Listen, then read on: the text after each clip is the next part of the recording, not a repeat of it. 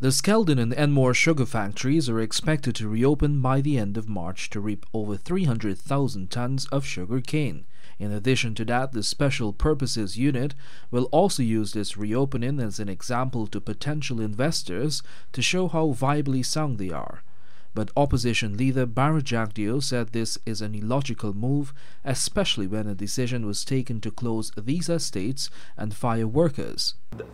We need to understand what's the thinking of this government.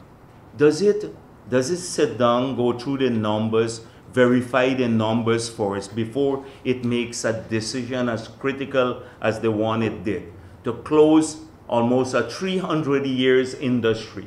300 years. In 3 years' time, they've practically shut down more than half of that industry.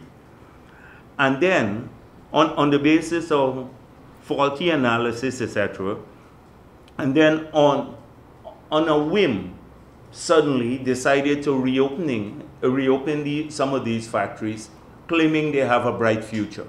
Jagdeo blasted the government for backpedaling on its decision and said this move now only reinforces what the opposition has been saying all the time, that it was politically motivated.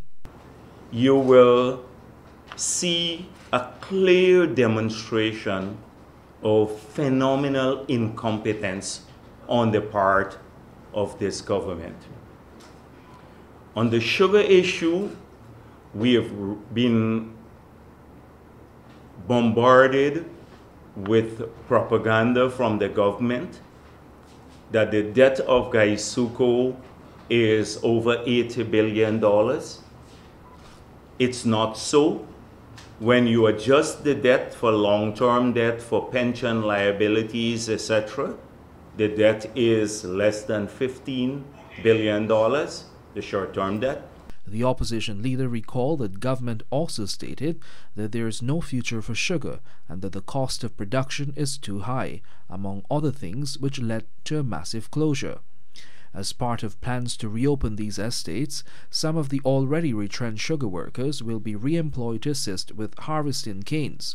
It is not clear why the government took the decision to retrench workers when they were aware that 300,000 tons of sugar cane was still to be harvested. Over 4,000 Gaisuco workers were presented with severance letters last year. The closure of Skeldon, Rosal and Enmore sugar estates followed. Samuel Sutnandan, The Evening News.